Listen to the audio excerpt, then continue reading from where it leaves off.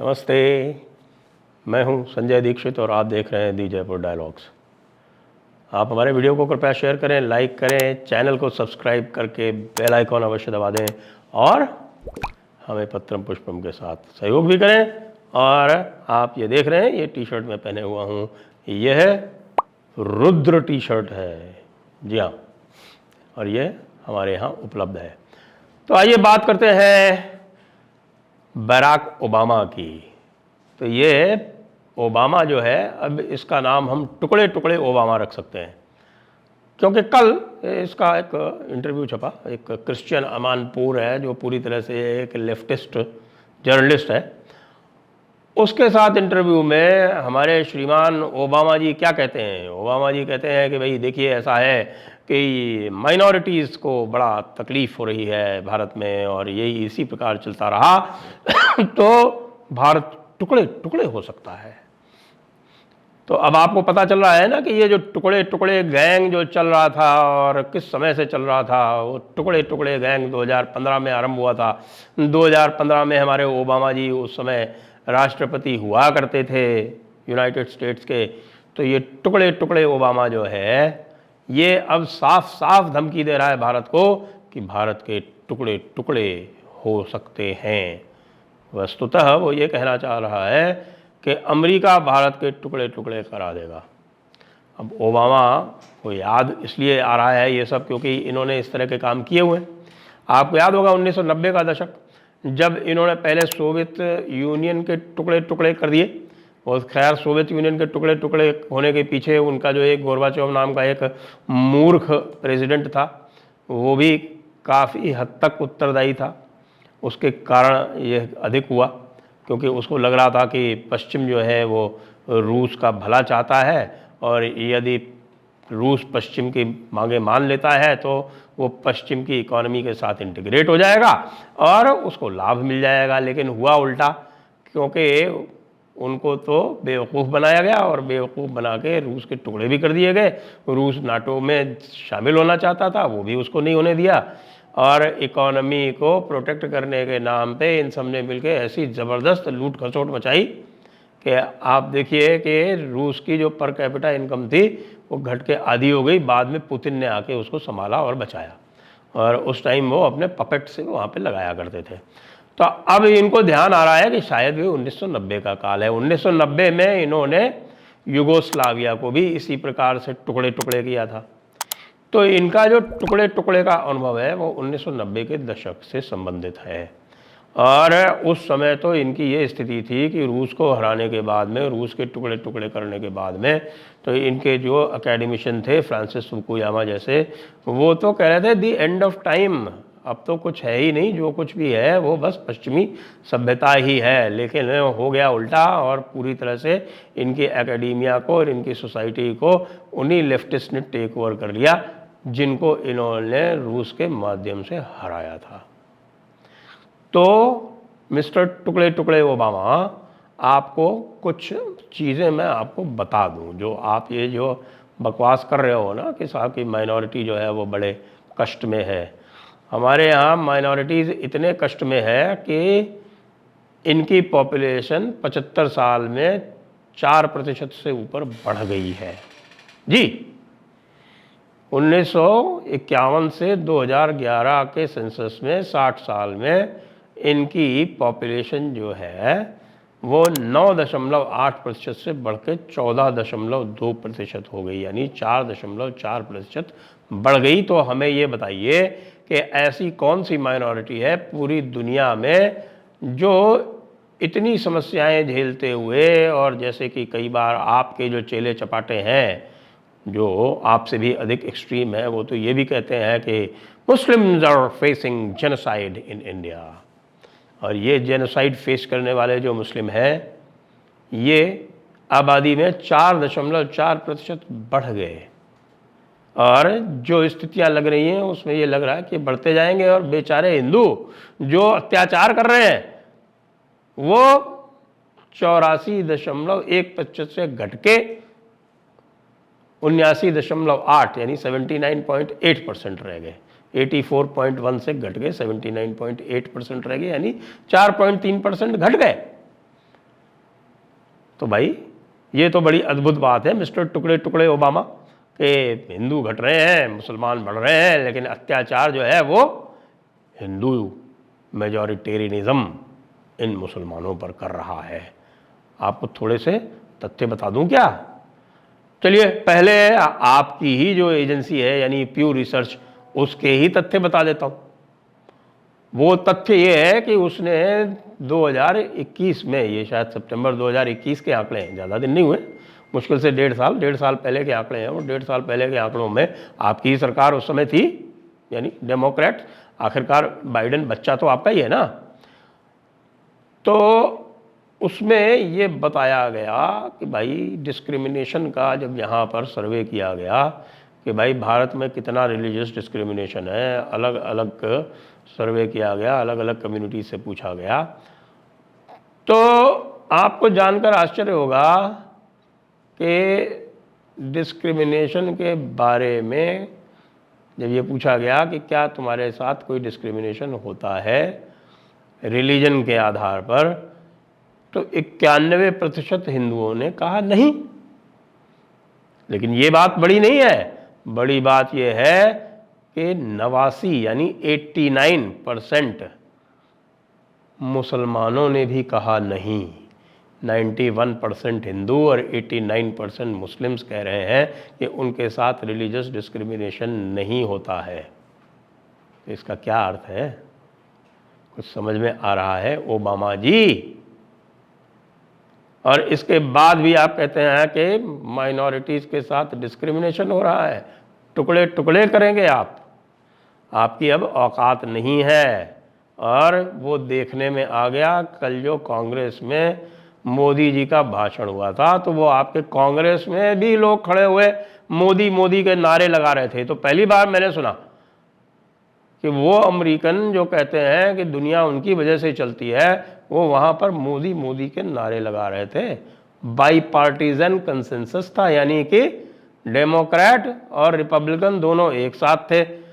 कुछ जो 70-75 लोग जो थे जिन्होंने प्रमिला जयपाल के नेतृत्व में कुछ उल्टी पुल्टी बातें लिखी थी कि इनसे जो ये पूछा जाना चाहिए, ह्यूमन राइट्स पूछी जानी चाहिए, रिलीजियस माइनॉरिटीज़ पूछी जानी चाहिए, फ्रीडम इंडेक्स पूछा जाना चाहिए, प्रेस फ्रीडम पूछा जाना चाहिए, इत्यादि इत्यादि। प्रेस फ्रीडम में हालात ये हैं कि भैया जो भी पर बिलियन डेथ रेट निकाला गया जर्नलिस्ट का, तो अमेरिका में है 3.3, समझ रहे हैं, और इंडिया में 2.3। तो इसका मतलब ये हुआ कि भाई अमेरिका का जो फ्रीडम इंडेक्स है वो तो भारत से नीचे होना चाहिए। हो क्या रहा है कि भारत का फ्रीडम इंडेक्स आप लोगों ने अपने जो स्टेट डिपार्टमेंट के फंडेड जो पालतू आपके एजेंसीज हैं, उन्होंने भारत का प्रेस फ्रीडम इंडेक्स नीचे कर रखा है अफगानिस्तान से। तो ये झूठे आंकड़े देके क्या तुम टुकड़े टुकड़े कर लोगे मिस्टर? प्यू रिसर्च का नाम इसलिए लिया मैंने कि वो रिलायबल मानी जाती है। जो न्यूट्रल लोग हैं वो भी उसको काफ़ी कुछ रिलायबल मानते हैं। उनके समस्याएं हो सकती हैं कि भाई किसी स्थान की संस्कृति उनकी समझ में ना जाए, इसलिए जो उनके जो पैरामीटर्स बने उसमें कुछ बायस आ जाए, कोई कन्फर्मेशन बायस इत्यादि आ जाए, वहाँ तक तो ठीक है। लेकिन ये जो बना रखे हैं ना वीडेम और फ्रीडम हाउस और ये सब जो है, ये सब तो टोटली स्टेट डिपार्टमेंट फंडेड हैं। वो क्यों करते हैं, USCIRF, ये क्यों करते हैं सबको पता है। अब हमारे ओबामा जी को हम ये भी बता दें कि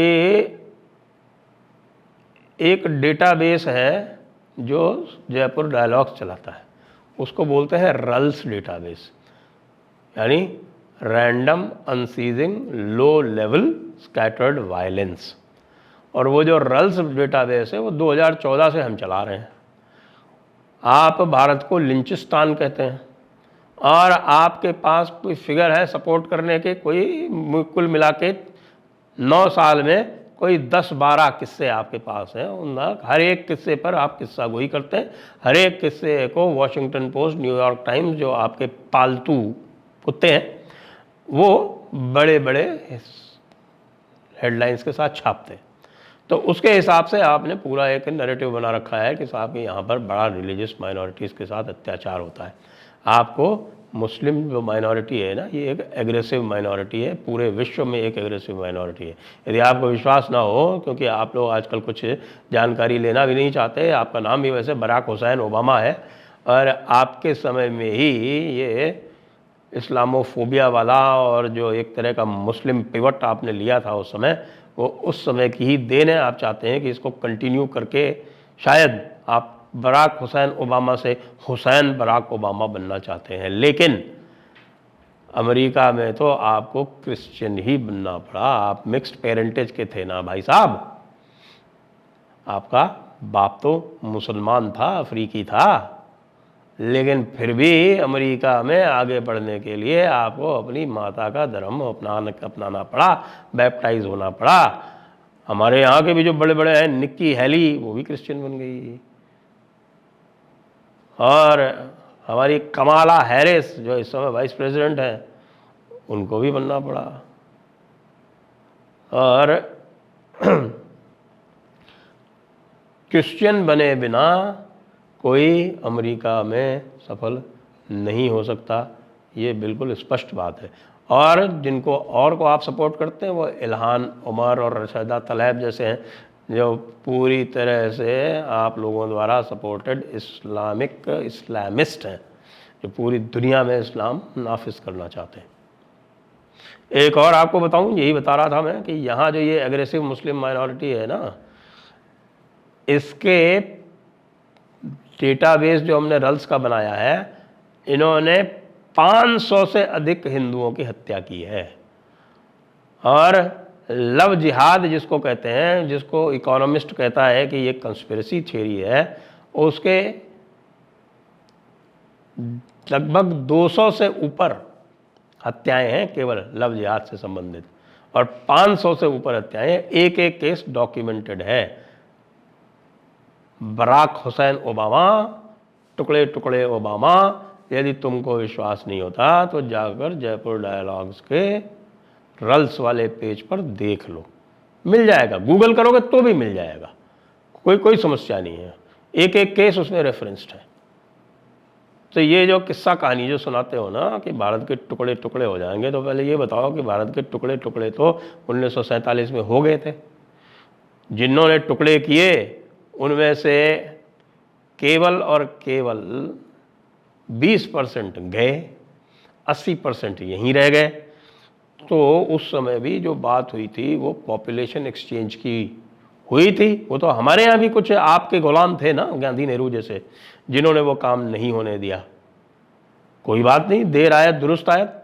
जिनको बहुत ज़्यादा समस्या है, जो रिलीजियस माइनॉरिटीज़ जो लगता है जिनको कि उनके साथ बहुत ज़्यादा अत्याचार हो रहा है, राणा अयूब को लग रहा हो और आपके साइमा को लग रहा हो,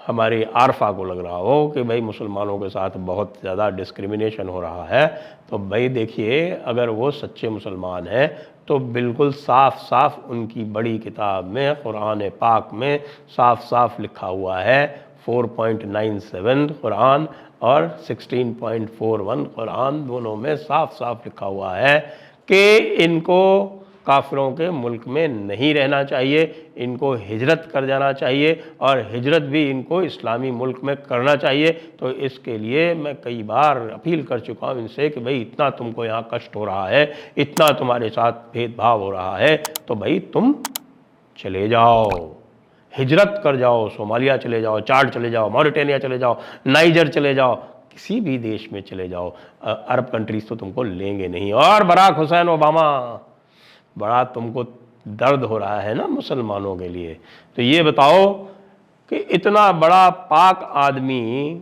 मुसलमान, जिनको जो है वो बिल्कुल खलीफा के रूप में पूछते थे, उसका नाम था ओसामा बिन लादेन।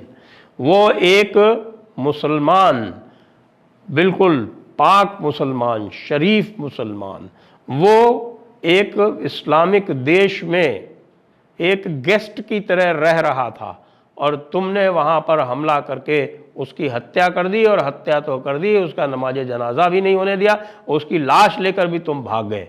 तुमको शर्म नहीं आती? उसके अलावा अगर तुम्हारा हिसाब किताब देखा जाए तो तुमने इराक़ में, सीरिया में, लीबिया में, अफ़गानिस्तान में जब लाखों मुसलमानों की हत्या की बग़ैर किसी मतलब के, सिर्फ़ अपनी हुकूमत वहाँ पर नाफिज करने के लिए, वहाँ पर अपनी हुकूमत चलाने के लिए, या फिर अपने मतलब की हुकूमत वहाँ पर इस्टेब्लिश करने के लिए जब तुमने वो सारे काम किए, तब तुम्हारा दर्द कहाँ चला गया था टुकड़े टुकड़े ओबामा? इसलिए मिस्टर ओबामा, आप तो रहने ही दो, आपसे ना हो पाएगा। आपसे इसलिए भी ना हो पाएगा कि अभी इसी प्यू वाला जो सर्वे जिसकी मैं बात कर रहा हूँ, इसका लिंक मैं दे दूंगा डिस्क्रिप्शन में। इस प्यू के सर्वे में एक बात और आई कि भैया जो भारत वाला जो मुसलमान है ना, वो तो असली मुसलमान ही नहीं है। उनसे पूछा गया कि भाई कर्म के सिद्धांत में कितने लोग विश्वास करते हैं, तो 77% हिंदुओं ने कहा हाँ, और 75% मुसलमानों ने भी कह दिया हाँ। यार इनको तो भाई मुनाफिक घोषित करो जल्दी से, किसी खलीफा को मुकर्रर करो, इनको कहो, इनको मुनाफिक घोषित करो और इनको कहो घर वापसी करो। ये तो घर वापसी के लिए तैयार है। कर्म सिद्धांत यदि मान लिया तब तो फिर तो सीधे सीधे आपने जो है वो अल्लाह की अनदेखी कर दी। अल्लाह तो कर्म को रिवॉर्ड करता ही नहीं भाई, वो तो सिर्फ और सिर्फ आपके ईमान को रिवॉर्ड करता है। बराक हुसैन ओबामा, तुम्हारा ईमान कहाँ चला गया? किसको बेचाए? कुछ नहीं कर पाओगे तुम। ये जो तुम्हारी जो बकवास है, इसको जो भी और समर्थन करेंगे तो उससे और भी स्थिति यहाँ पर मोदी की मजबूत होगी। हम सब समझते हैं तुम्हारा इरादा एक ही है कि तुम रजीम चेंज करो। तुम रजीम चेंज इन हरकतों से ना कर पाओगे मिस्टर टुकड़े टुकड़े ओबामा। अब हम ये कह सकते हैं अपनी बात कह के तुम फंस गए हो, तो फंस गया रे ओबामा, रे टुकड़े टुकड़े ओबामा। अब तो ऐसा कर भाई कि जल्दी से अपना पिछवाड़ा उठा और सीट को साफ कर और दूसरे को वहाँ आकर बैठने दे। वैसे तो बैठ ही गया है, मिशेल ओबामा भी अब आ नहीं पाएगी तुम्हारे इस तरह के हरकतों के चलते। जो तुम्हारी उम्मीद हो कि बाइडेन के हटा के मिशेल को ले आओगे। अमेरिका भी तुम्हारे बाप का राज नहीं है। जय हिंद, वंदे मातरम।